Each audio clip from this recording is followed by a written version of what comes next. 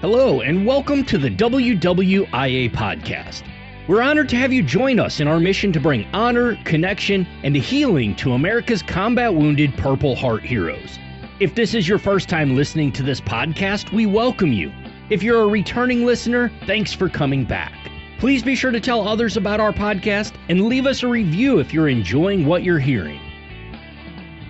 We have another fantastic episode to share with you today. WWIA Founder and CEO John McDaniel recorded this episode on location at WWIA's Northern Healing Center, Camp Hackett in Phillips, Wisconsin.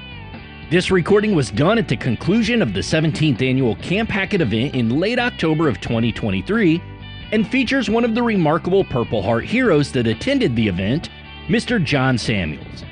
John is a proud patriot and Marine Corps veteran, having served from 2001 to 2005. He's been married to his beautiful wife for 20 years, and they share 4 incredible children together. John continues to serve others long after his military career concluded, always seeking to give back to those in need. This episode gives you a unique look inside of one of WWIA's missions on the ground level and in real time from the perspective of a hero attending the event. We appreciate John sharing his story with us, and it's a great and entertaining episode that we're proud to share with you. Let's jump right into the conversation with John and John now.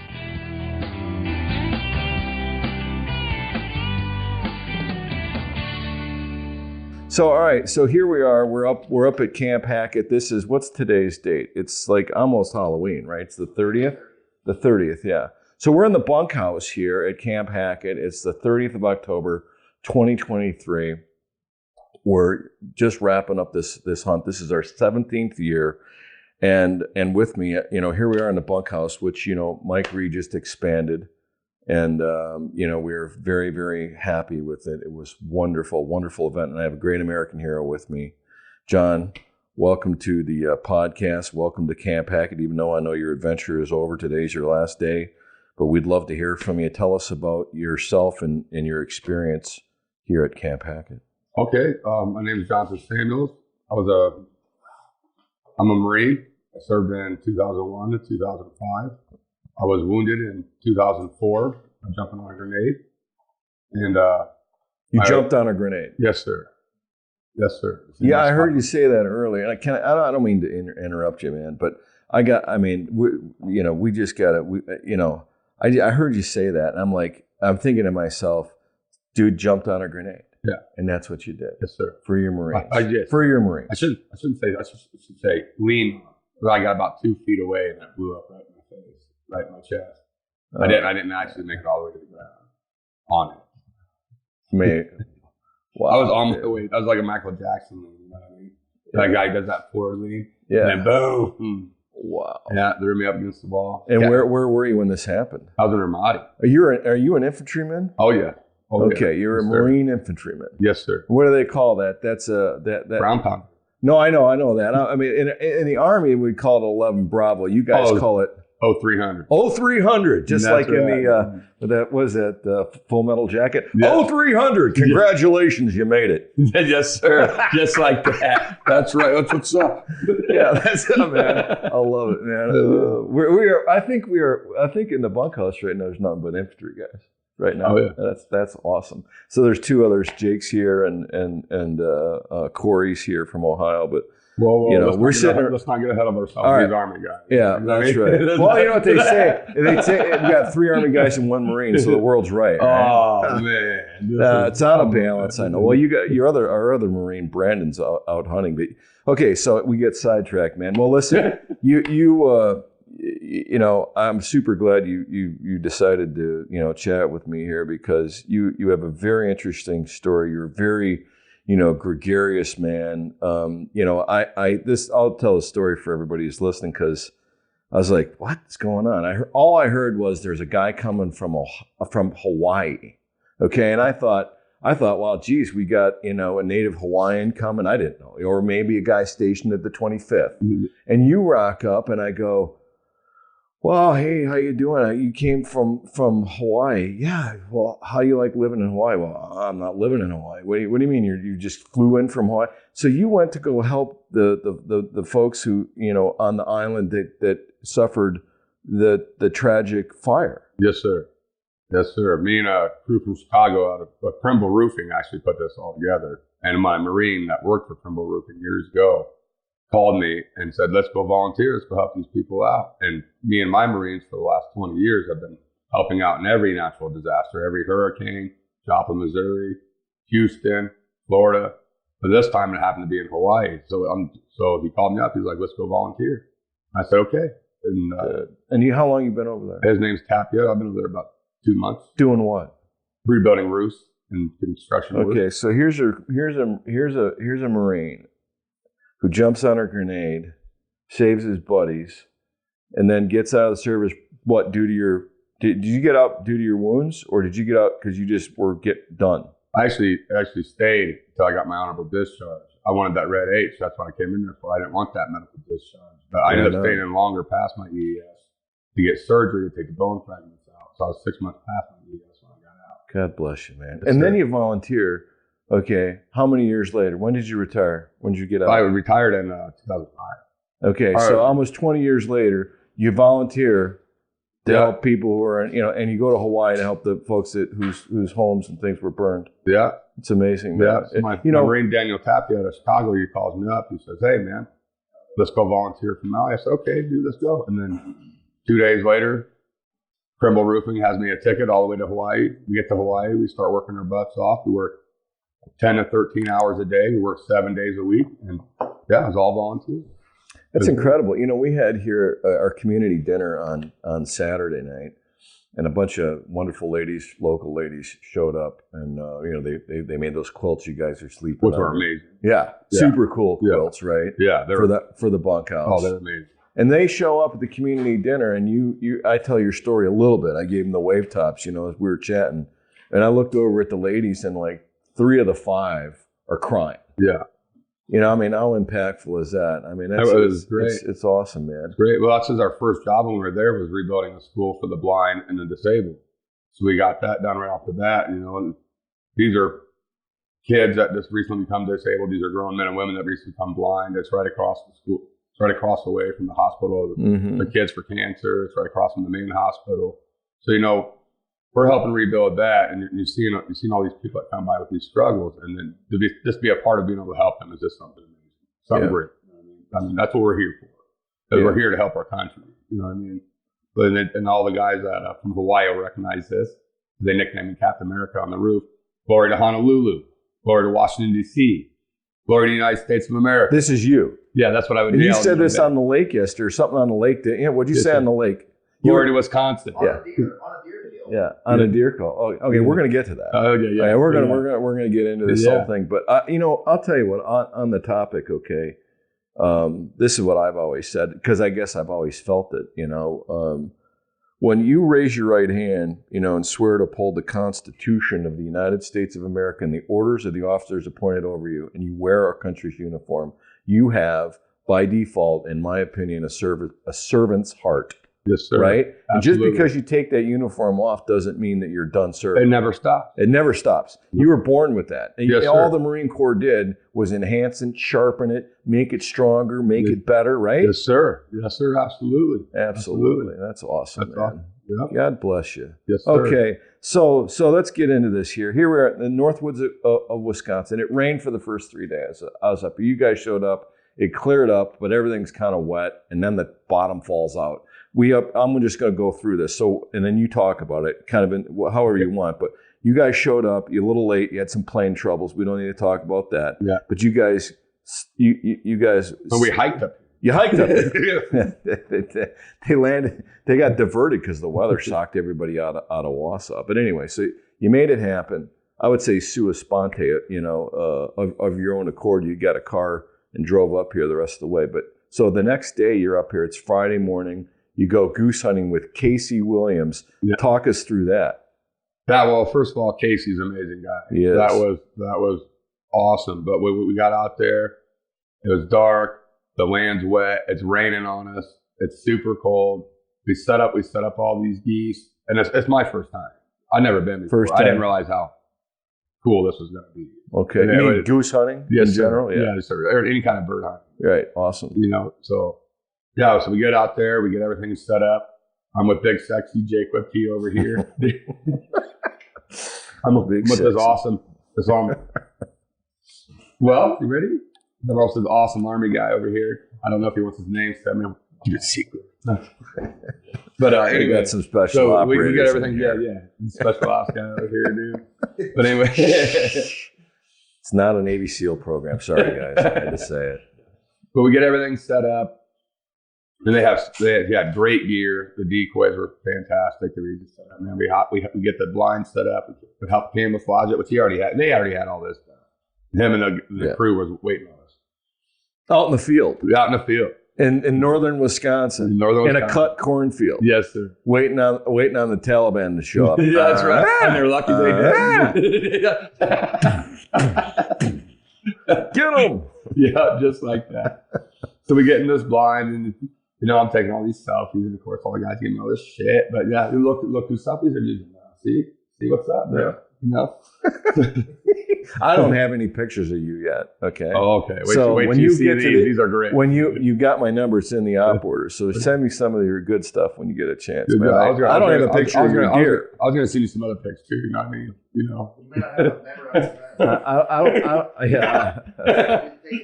All right. So we're hunting geese. Yeah, we're hunting geese. Oh, jeez. This is the way it goes, guys. You can't get a word in edgewise. Conversations all over the map, but it's all good. Okay, so morning breaks. The first thing comes in is a bunch of woodies.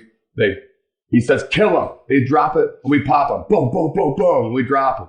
Next thing comes in. You shot wood ducks? Yes, sir. I didn't see no pictures of wood ducks. Huh? There were mallards. Mallards. Okay, mallards. Oh, I didn't even know you shot mallards. I just thought we shot a mallard. You killed we shot a woody. We couldn't find a woody. Okay. And we shot the mallards. All right. Took down the mallards, and then the geese started coming in. They're blowing them hot calls. Doing their thing. Yeah. These guys are good, man. Yeah, they were awesome. They were good. They were really good. That's what they do. And so we started dropping these geese. Boom, boom, boom, boom. And then of course, one's still alive. So big Casey runs out there, grabs the dead goose, throws it at the live goose, kills it. Picks it up and drags it back to the. Didn't he have his dog out there? No. Oh, I'm surprised. His dog was with his dad. They were going to North Dakota.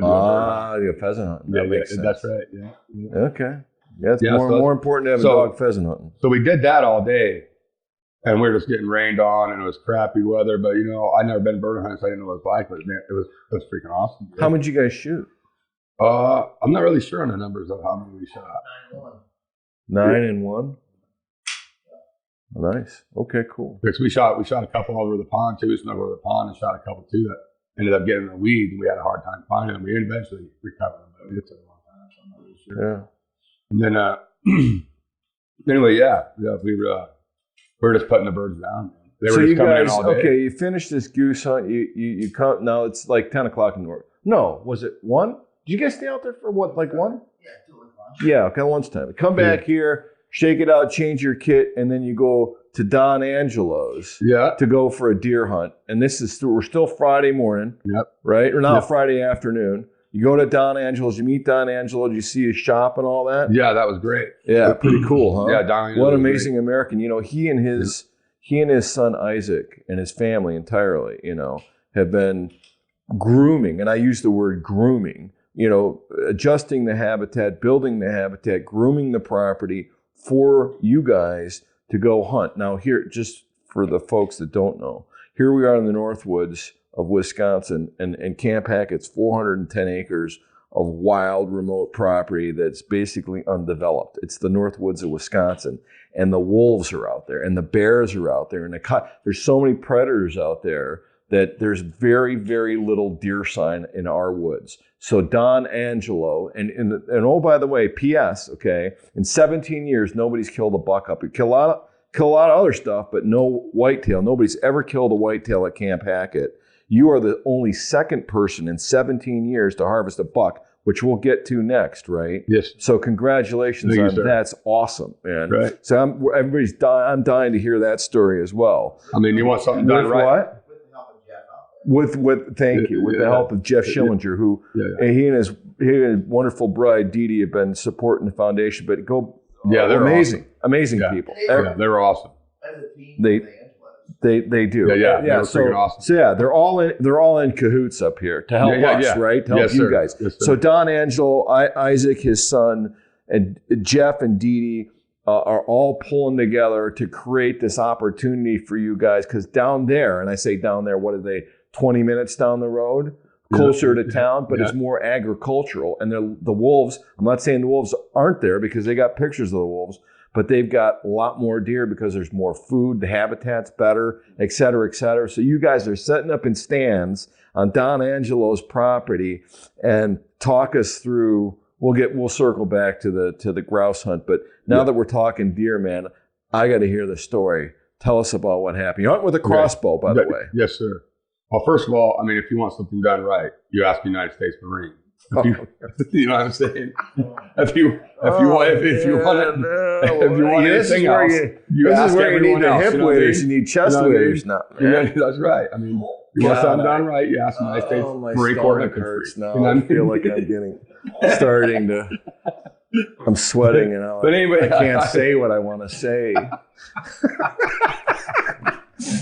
All right. Oh, go ahead. So all right. So can we edit that out? No, we're gonna keep it. No. So I meet the D'Angelos, and they are just super fantastic. We roll up into this beautiful farm, like you said, 410 acres. And the house is beautiful, the barn is beautiful, and we meet these wonderful people right off the gate. They invite us inside. We go inside. He has an amazing business that he's been setting up for 20 years. Amazing man. It makes saw blades. Yeah.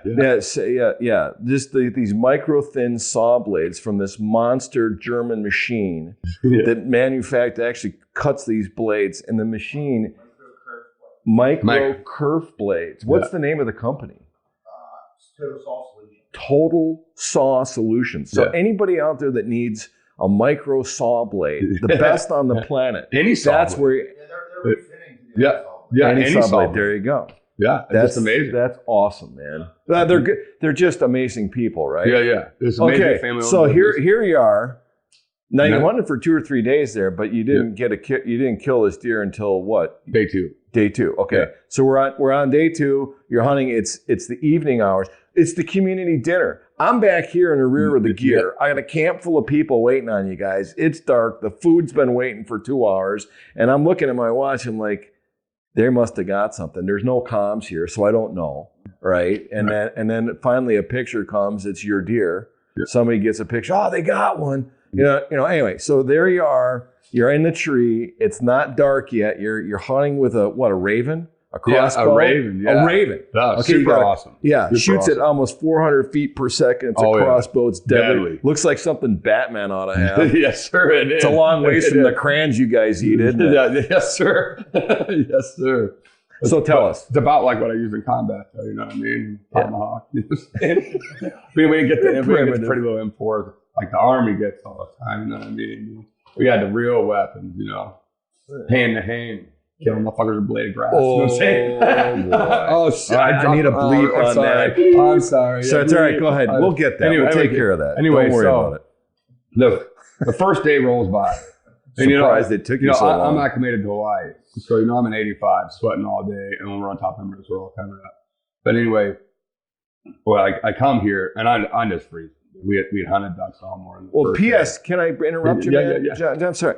But you show up here. This is day 1. You guys are late, because of the plane issues, the weather, yada, yada. You're sitting here and I go, hey, man, if anybody forgot anything, just let me know because we got damn near everything. Whatever it is, don't be bashful. You go, well, I could use a pair of boots. I go, oh, you don't have any boots? No, sir. I go, you came all the way from Wisconsin. Then I'm like, oh, he's from Hawaii. So he showed up without boots. I go, no problem. What size are you? 12. Boom, you got a pair of boots, right? And then 5 minutes later, you go, well, I could use a jacket. And I go, you don't have a jacket. You came to northern Wisconsin in October. It's been raining sideways. It's 42 degrees and you don't have a jacket. No, sir. Like, guess what? We got a jacket for you, brother. Yes, sir. Yes, sir. Everything. I love it. Yeah, I didn't have that. Yeah, no, it's why you came from Hawaii. Yeah, I mean, come on. All right, it's amazing. Go on. I'm interrupting you, man. The first night, I'm cold, I'm wet. I didn't ask anybody for anything, so I was out there shivering. cold, not acclimated to the area. And then the next day we get up, we get out. It dropped to like 25, 30, something like that. Bottom fell out of it. Yeah. So we went out there this morning. And then, by the way, when we first met the D'Angelos and his beautiful wife, they hooked us up with this little a chest pack. And it came with a Bible and several reading materials.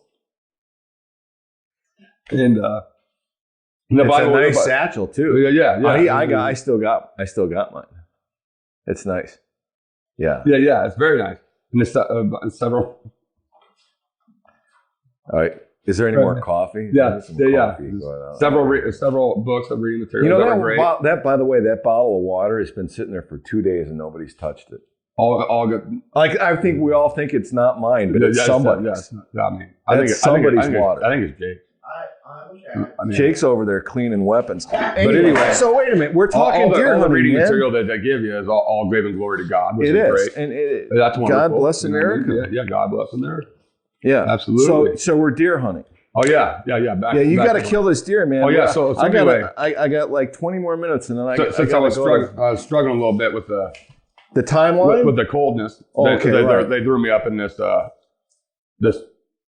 stand, a tripod stand with a blind. Hooked me up with a heater. Keep nice and warm. Yeah, nice and warm. It's 20 degrees. Yeah, the sun's going down. Yeah, the sun's going down. And you got a Raven crossbow in your head. You're in northern Wisconsin, and what happens? I hear this splashing coming up from the left because I'm right next to a swamp, and here comes this droopy-eared fighting swamp buck comes right up out of the water. Okay, wait a minute. You said that like 3 times. What is it? What do you mean he's got droopy ears? Yeah, droopy ears. His ears are hanging. They're hanging down. They're just hanging down. Have you ever seen a deer do that, Jake? Yeah, he's a fighter. I mean, that had to be what just had his butt. Or maybe he handed somebody else's their butt. You know what I mean? Yeah. Maybe I'd like that. I'd go with that story. That's what I call it. The toughest buck in the Northwoods. Oh, yeah, absolutely. Here he comes. Absolutely. Of course, you got to kill him. Yeah, of course. So he comes down. I mean, nobody else could. He's been in a fight or two. Yeah. His antlers are all busted up. Yeah. His ears are down. Yeah. He's in the rut. They're in the rut, dude. Face down, up, zigzagging. He comes looking for a girlfriend. Oh yeah, and just hunting hard too. Tongue hanging.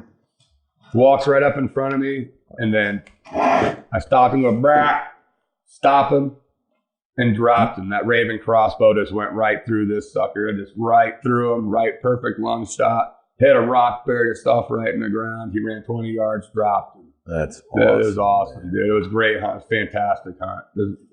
So let me ask you this, man. How many deer you think you killed in your life? A lot or a little? A few? What? A few, mostly does. I'm not a rack hunter. I'm a meat hunter. Okay. So, yeah. So this is what I love. Like after that happens, right? Go back for a second, right? You just pulled the trigger. Okay. You hit him, right? Did you know right away you hit him?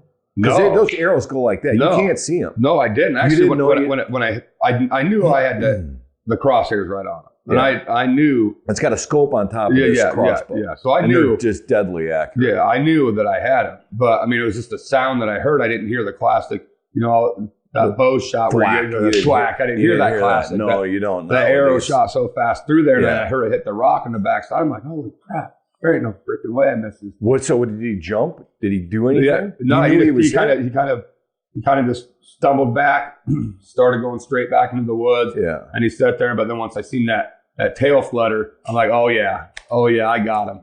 And I kind of figured that sound was the arrow blowing through. Right on. And but at first, hitting the crack of that rock, I'm like, oh. You might have missed him. Yeah, Well, you can't see that arrow. No. It's not like pulling a compound bow or a recurve back where you can follow it. Yeah. You pull that trigger, that thing's gone. You don't see it. Yeah. I've shot 2 of them with a Raven, and I had no idea. I thought maybe I missed, each one of them. But anyway, so he piles up. And what feeling do you have when you realize you got him? What's going on? Well, you start thinking Mother Earth, you know what I mean? Start thinking the animal, and then of course immediately when you're deer hunting, if you're not shaking at the end, then you got a problem. And it doesn't matter on the size of the deer, on the sex of the deer, it doesn't matter. Don't matter how many times you've done it. No. If your heart rate's not going and don't have that feeling, Yeah. That's why. It's part of why we do it. You know, that's what it's all about. Man, it brings you to life. It does, man. You feel that heartbeat, dude. And you're shaking, you're excited, you're laughing, you kind of giggling to yourself, like, yes, that's how you support a family. That's America. You know what I mean? And you just love it, man. You know, greatest feeling in the world. Yes, sir. Well, maybe there's one better. Yeah. There's one better, all right. Anyway, so that's awesome, man. Congratulations. And then so check this out, right? I picked you up. You went muskie fishing. You caught a muskie too. Yes, sir. We did some grouse hunting with the Dulaski brothers. Oh, that was amazing. Tell us about that real quick. Okay. You're over. So at the Dulaski brothers take us over, invite us over to their property, and they had all these girls. Like, no, I'm joking. No, so we go out hunting on these trails. And we walk down these trails, and the birds are flying everywhere, and we're just dropping them. And the biggest thing about these birds was, I mean, that was great. Because they had these birds. They had these amazing dogs that were running around. They were awesome. They had a young one running around that I thought was amazing. You know, he was full throttle, dude. Boom, boom, boom, back and forth, beating the brush, man. Yeah. And they had a black lab there, which was awesome. He stopped on a trail, jumped through the water, jumped the grouse. And the grouse took off. They got blasted.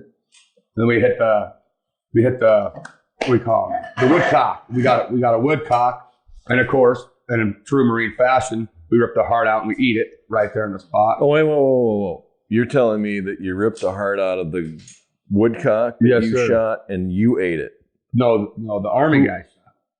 And then I ate it. Corey, you did. Yeah, Corey got it. Corey, you shot a woodcock and ate the heart. Oh, so the Marines shot. Brent? Okay. Dang, well, the Marines are on point here. Okay. You know what I mean?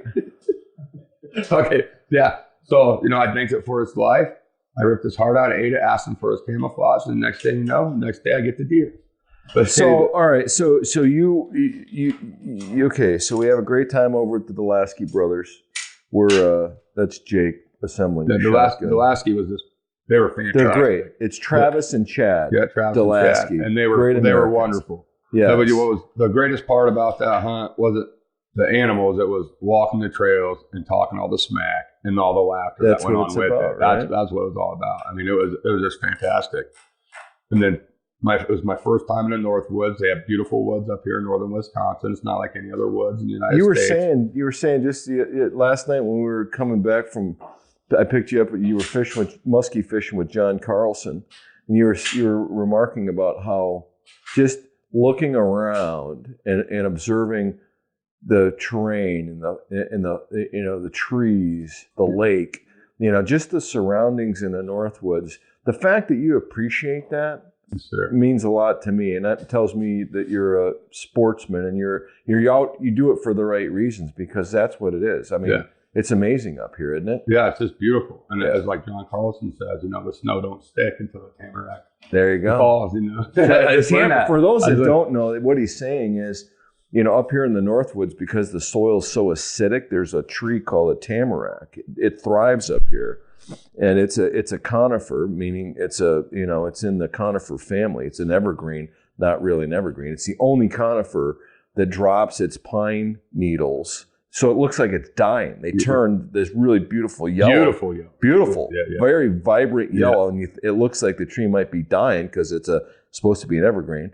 And then the pine needles fall off, and the next year it regenerates and turns green, and it's wonderful. But that saying, I'd never heard that before. The snow doesn't stick until the tamarack leaves are off, or the pine needles are off, right? Something like that. Yes, sir. That's what he said. That's what him and the Pollock.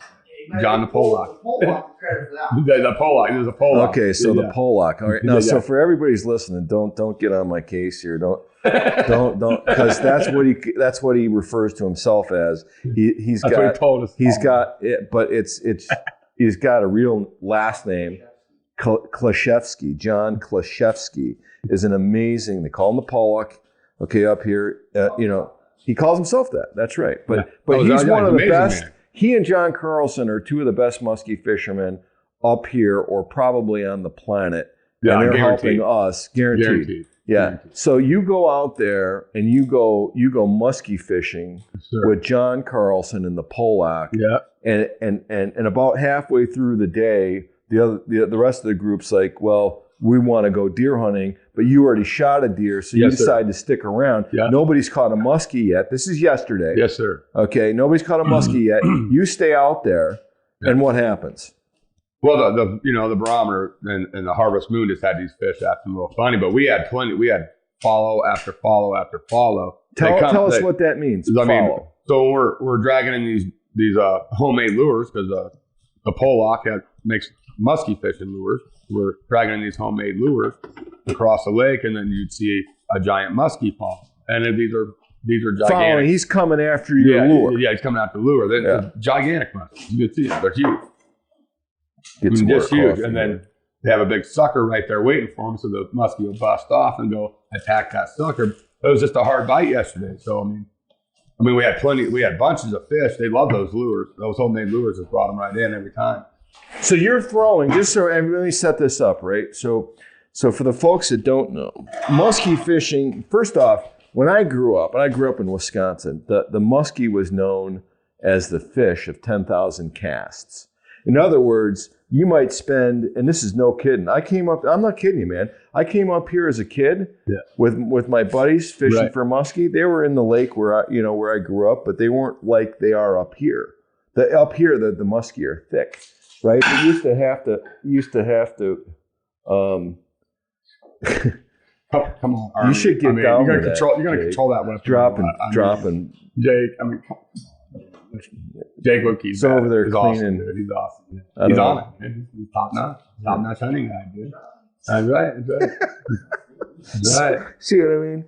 Anyway, so let me finish the story with the muskie. You used to have to cast 10,000 times to catch a muskie.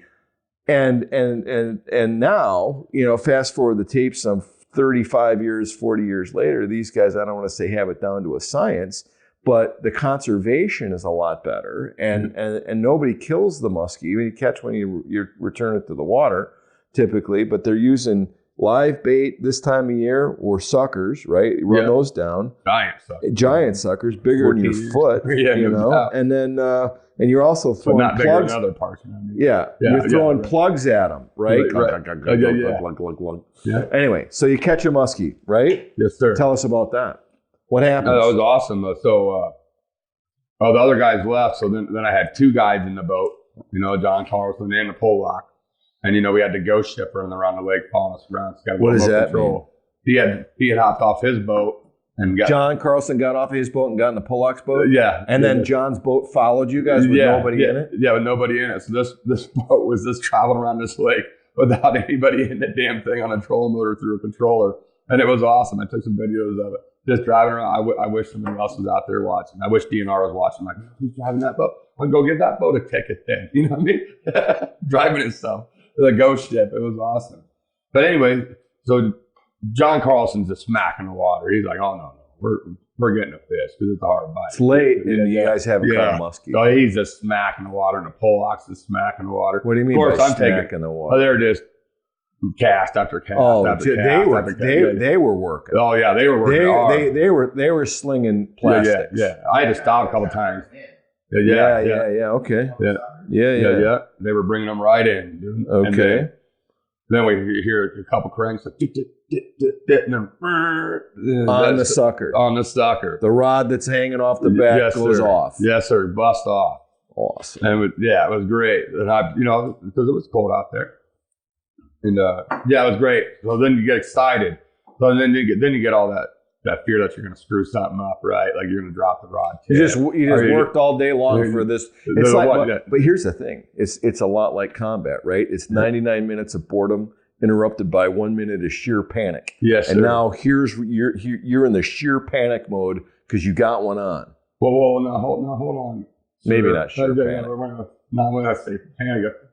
Pure madness. Pure focus. Marine Corps focus. Marine Corps focus. Yeah, that's right. Calm, cool, collected. Calm, that's right. Like you expected this outcome. Why would it not happen? Yes, sir. Yeah, I understand that. So they talked me through it, and then keep the line tight. So he says whip it, and I stuck the hook on this sucker, and that rod bends over. And I just start reeling in. So they're talking like keep the line tight, don't lose it. So I just raised him up to the top of the water, and I didn't even let him swim. I just made him skip right across the top. Right across the top. I just surfed him right Put across. Put some MAN on it. I did. Just mat. Here comes the core. Yeah, here comes the core, baby. And I surfed that dude right across, right into the net. And they had the net ready, and I walked him right in there. They scooped him up, and boom, money. Dude, muskie on the table, whitetails on the table. What's up? It was awesome. All thanks to Camp Hackett. And thank you very much. Well, listen, we're super proud to have you. And when like I said at the community dinner, this wouldn't happen up here if it weren't for all the great people, for the last 17 years that have poured out of the community to help us not just build this camp, but, to help enhance it. And they knew what was going on up here. The first several years, we didn't know anybody. We didn't go into town. If we did it quietly, and we'd eat at a bar with our hats down and just be real quiet and polite and have some chow and come back out here and do our thing. But, now, I mean, look, we got the best geese hunters. You got the best bird hunters. We got the best muskie fishermen. We got the best property, to hunt whitetails on. And that's an expression of, what that is an expression of the community, the fabric of America saying, hey, listen, we know what you did for this country, okay? And we respect it, and we want to thank you in only a way that we know how, that means something to us. Yeah. And that's why all these people showed up here with all this chow. We're still eating. These wonderful ladies and, all this chow and these, beautiful, blankets and whatnot. We just can't thank them enough. So, well, listen, I hope you stay in touch with us. I will. And one thing. Yeah. We're on the boat and fishing and out deer hunting too. We took a knee and said our prayers, gave our thanks to Our Lady of Victory, Notre Dame, our mother, of course. I had to throw that in there right for the end. Absolutely. Yeah. Well, God's word, God's hand is in the work. Glory to Wisconsin and glory to the United States of America too. And the Marine Corps. Don't leave yes, the Marine Corps of course. The Corps is in there. The Army might have to work to get in there, but the Marine Corps is always in there. Yeah. I mean, I love it. Well, listen. Best of luck to you as you. Are you going back? Are you going back to Hawaii? Yes, sir. Really? Yes, sir. Yes, sir. You're going back to Hawaii. Yes, sir. All right. And you have a family too, don't you? Yes, sir. Yeah, and I know they miss me very much, but Hawaii needs our help, and that's what we're going to do. Well, we're all very thankful and grateful for what you're doing. And I'm sure that the folks, the great folks in Hawaii certainly, appreciate what you've done. And it's just, it's just amazing that you're continuing to serve and finding outlets for you to do that. And for anybody who's listening, that's, I think that's the key to life, right? Right. God, family, country, and helping people, right? If you do sir. those things, absolutely, you can't go wrong. You can't go wrong. Yeah, absolutely. So let me shake your hand, brother. Thanks for what you did. Thank God you, sir. Bless you. Thanks for your time and safe travels back home. Thank you, sir. All right. Have a good one. All right. Thank you.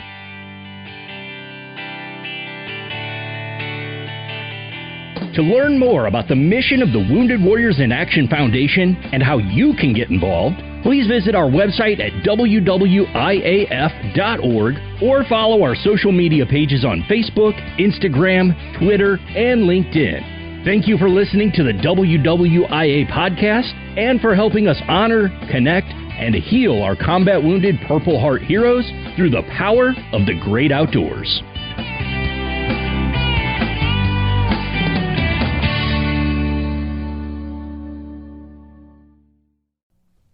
If you like what you're listening to here and would like to join our team in our mission to bring healing power and recovery to America's Purple Heart heroes, please become part of our Sponsor a Hero team by clicking on the link in the podcast notes or by going to WWIAF.org/sponsor. That's WWIAF.org/sponsor. Our heroes need you now more than ever. Thank you.